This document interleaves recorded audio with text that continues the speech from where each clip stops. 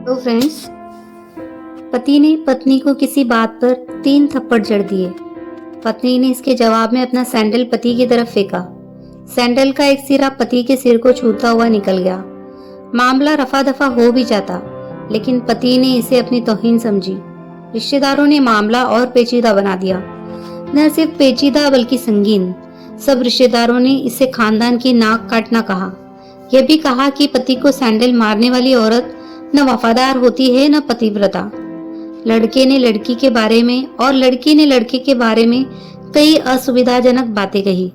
मुकदमा दर्ज कराया गया।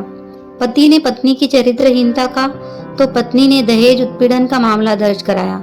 6 साल तक शादीशुदा जीवन बीताने के और एक बच्ची के माता पिता होने के बाद आज दोनों में तलाक हो गया। पति पत्नी के हाथ में तलाक के कागजों की प्रति थी। दोनों चुप थे, दोनों शांत, दोनों निर्विकार। मुकदमा 2 साल तक चला था। अंत में वही हुआ जो सब चाहते थे, यानी तलाक। यह महज इत्तेफाक ही था कि दोनों पक्षों के रिश्तेदार एक ही टी स्टॉल पर बैठे कोल्ड ड्रिंक्स लिया। यह भी महज इत्तेफाक ही था कि तलाकशुदा पति पत्नी ने एक ही मेज के आमने सामने जा बैठे। लड़की की बेंच और वो दोनों, कॉन्ग्रेचुलेशंस, आप जो चाहते थे वही हुआ। स्त्री ने कहा, तुम्हें भी बधाई, तुमने भी तो तलाक देकर जीत हासिल की। पुरुष बोला, तलाक क्या जीत का प्रतीत होता है? स्त्री ने पूछा। तुम बताओ। पुरुष के पूछने पर स्त्री ने जवाब नहीं दिया। वो चुपचाप बैठी रही। फिर बोली, तुमने मुझे चरित्रहीन कहा था। अच्छा हुआ, अब तुम्हारा चरित्रहीन स्त्री से पीछा छूटा।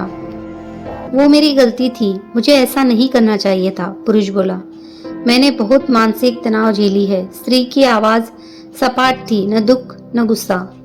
जानता हूँ। पुरुष इसी हथियार से स्त्री पर वार करता है, जो स्त्री के मन और आत्मा को लुलुहान कर देता है। तुम बहुत उज्जवल हो। मुझे तुम्हारे बारे में ऐसी गंदी बात नहीं करनी चाहिए थी। मुझे बेहद अफसोस है। पुरुष ने कहा। स्त्री चुप रही। उसने एक बार पुरुष को देखा। कुछ पल चुप रहने के बाद पुरुष ने गहरी सांस ली और कहा, तुमने भी तो मुझे दहेज का लोभी कहा था। गलत कहा था। पुरुष की ओर देखती हुई स्त्री बोली। कुछ देर चुप रही और फिर बोली, मैं कोई और आरोप लगाती, लेकिन मैं नहीं। प्लास्टिक के कप में चाय आ गई। स्त्री ने चाय उठाई। चाय जरा सी छलकी। गर्म चाय स्त्री के हाथ पर गिरी। सी की आवाज निकली। पुरुष के गले में उसी क्षण ओ की आवाज निकली। स्त्री ने पुरुष को देखा। पुरुष स्त्री को देखे जा रहा था। तुम्हारा कमर दर्द कैसा है? ऐसा ही है, कभी वोरॉन तो कभी कॉम्बीफ्लैम। स्त्री ने बात खत्म करनी चाहिए। तुम एक्सरसाइज भी तो नहीं करती। पुरुष ने कहा तो स्त्री फीकी हंसी हंस दी। तुम्हारे अस्थमा की क्या कंडीशन है? फिर अटैक तो नहीं पड़े? स्त्री ने पूछा। अस्थमा? डॉक्टर सूरी ने मेंटल स्ट्रेस कम करने को कहा है। पुरुष ने जानकारी दी। स्त्री ने पुरुष को देखा, देखती रही एकटक, जैसे पुरुष के चेहरे पर छपे तनाव को पढ़ रही हो। इनहेलर तो लेते रहते हो ना? स्त्री ने पुरुष के चेहरे से नजरें हटाई और पूछा। हाँ, लेता रहता हूँ। आज लाना याद नहीं रहा। पुरुष ने कहा। तभी आज तुम्हारी सांस उखड़ी उखड़ी सी है। स्त्री ने हमदर्द लहजे में कहा।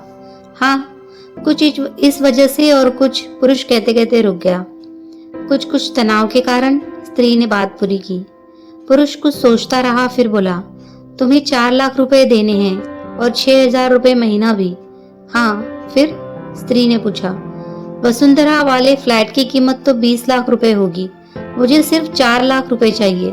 स्त्री ने स्पष्ट किया। बिटिया बड़ी होगी, 100 खर्च होते हैं। पुरुष ने कहा। वो तो तुम 6,000 रुपए महीना मुझे देते रहोगे। स्त्री बोली। हाँ, जरूर दूंगा। 4 लाख अगर तुम्हारे पास नहीं है तो मुझे मत देना। स्त्री ने कहा। उसके स्वर में पुराने संबंधों की गर्द थी। पुरुष उसका चेहरा देखता रहा। कितनी सहृदय और कितनी सुंदर लग रही थी। सामने बैठी स्त्री जो कभी उसकी पत्नी हुआ करती थी। स्त्री पुरुष को देख रही थी और सोच रही थी, कितना सरल स्वभाव का पुरुष है ये, जो कभी उसका पति हुआ करता था। कितना प्यार करता था उससे। एक बार हरिद्वार में जब वह गंगा में स्नान कर रही थी तो उसके हाथ से जंजीर छूट गई। फिर पागलों की तरह वो बचाने चला आया था उसे। खुद तैरना नहीं आता था लाड साहब को, और मुझे बचाने की कोशिश करता रहा था। कितना अच्छा है। मैं ही वो खोट निकालती रही। पुरुष एकटक स्त्री को देख रहा था और सोच रहा था कितना ध्यान रखती थी। स्टीम के लिए पानी उबालकर जग में डाल देती। उसके लिए हमेशा इनहेलर खरीद कर लाती।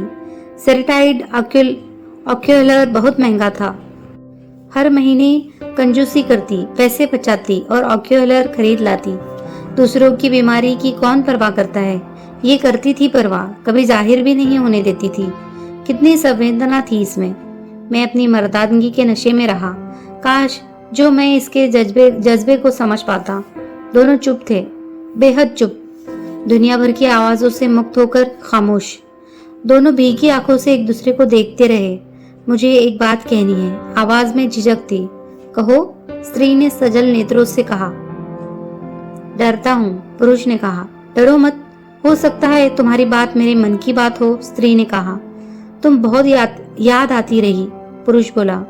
तुम भी, स्त्री ने कहा। मैं तुम्हें अब भी प्रेम करता हूँ। मैं भी, स्त्री ने कहा। दोनों की आंखें कुछ ज्यादा ही सजल हो गई थी। दोनों की आवाज जज्बाती और चेहरे मासूम। क्या हम दोनों जीवन का नया मोड़ नहीं दे सकते? पुरुष ने पूछा। कौन सा मोड़?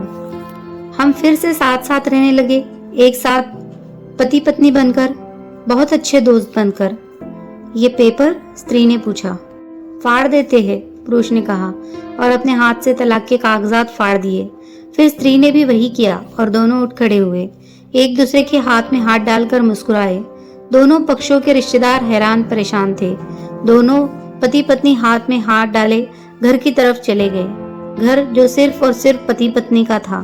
पति पत्नी में प्यार और तकरार एक ही सिक्के के दो पहलू है। जरा सी बात पर कोई ऐसा फैसला न ले कि आपको जिंदगी भर अफसोस हो।